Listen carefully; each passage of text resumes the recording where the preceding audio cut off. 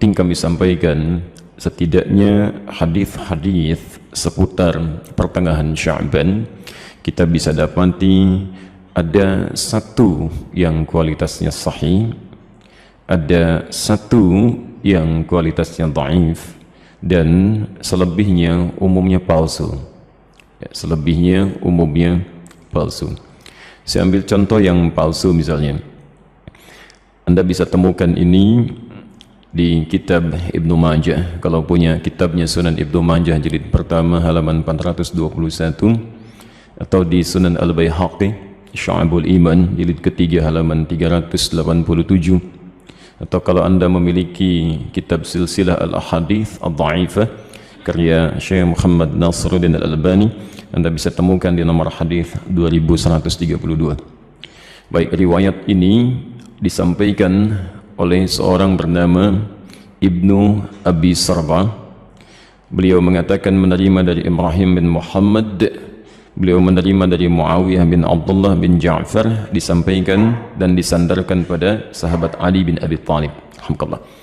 Hadisnya barangkali sangat populer, pernah Anda dengar.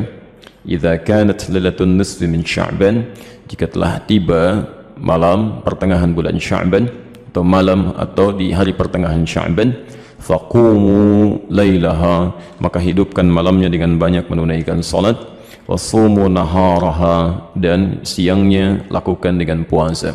Faman min mustaghfirin, maka siapapun yang bermohon ampunan kepada Allah, maka Allah akan mengampuni orang yang memohon ampunan itu. Pernah dengar hadis ini? Itu statusnya palsu ya. Hadisnya palsu. Hadisnya palsu.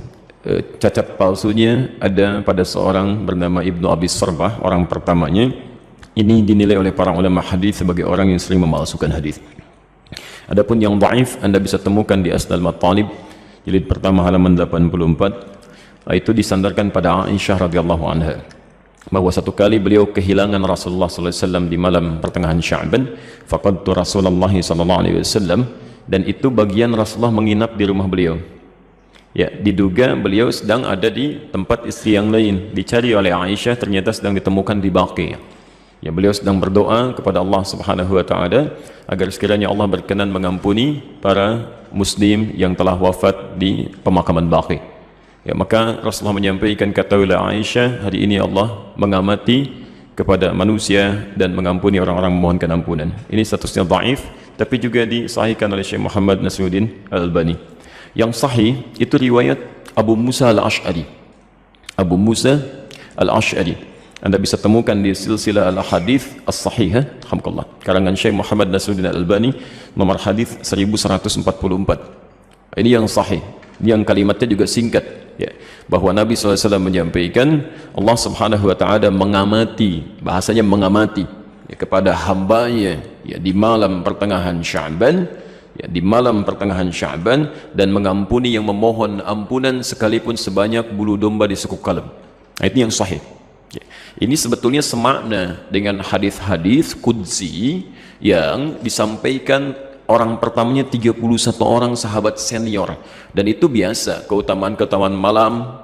Misal yanzilu rabbuna tabaraka wa ta'ala, Allah kemudian ya menghamparkan rahmatnya ke langit dunia kepada hambanya setiap sepertiga malam. Itu tiap hari itu ya, sepertiga malam ya.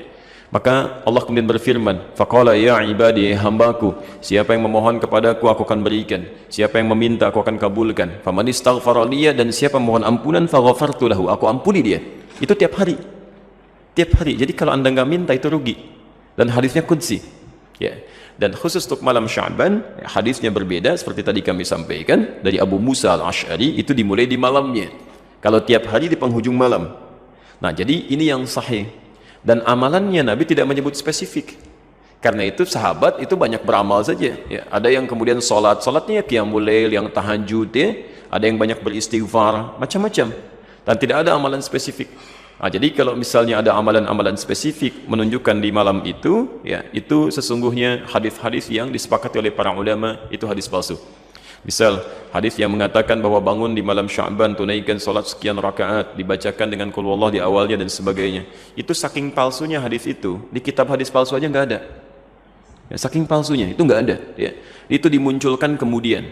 dan disandarkan pada tabi'in bernama Khalid bin Ma'dan yang hidup di Damaskus pada saat itu. Beliau tidak melakukan itu, beliau hanya menunaikan salat-salat sunnah malam gitu ya, qiyamul lail, tahajud, itu yang ditunaikan. Cuman orang salah menduga gitu ya. Jadi kalau anda ingin hidupkan malamnya dengan ibadah-ibadah sunnah, silakan saja, boleh. Qiyamul lail, tahajud, baca Quran, istighfar, itu standar, biasa. Dan ada keutamaan di situ. Kalau siangnya ingin puasa, boleh. Puasa ayyamul bid. Masya Allah, sekarang kan merangkai itu. Kamis tanggal 12 kan kemarin, Jumatnya 13, Sabtu 14, sekarang 15. Antum masih boleh puasa. Ya, sekali khair.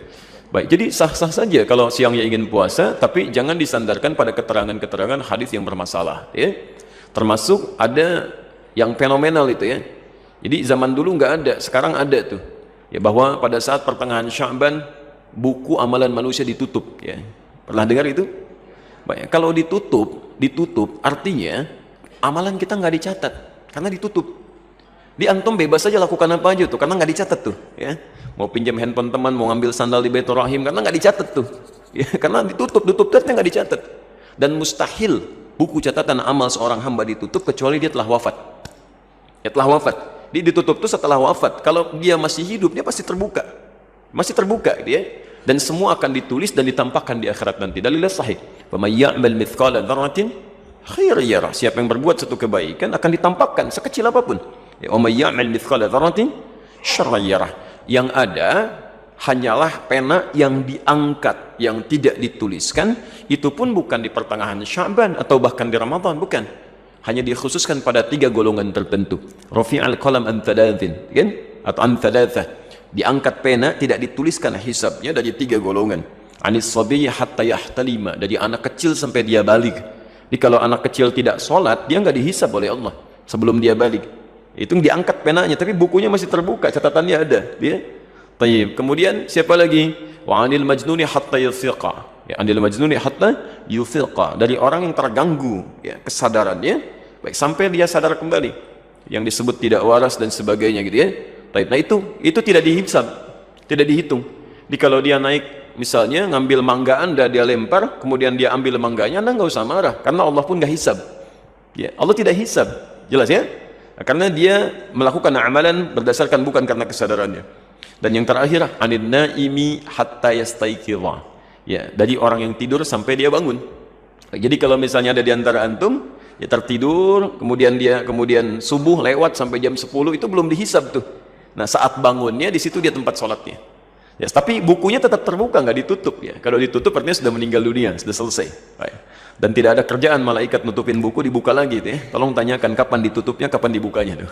Oke. Jadi itu diantara amalan-amalan yang barangkali penting untuk disampaikan. Jadi tidak sepenuhnya keliru juga beramal di pertengahan Sya'ban, tapi juga tidak sewajarnya jika kita melakukan amalan yang tidak pernah ada dalilnya, ya sekaligus juga tidak ada ketentuan dan contohnya. Itu barangkali yang coba kita hindari.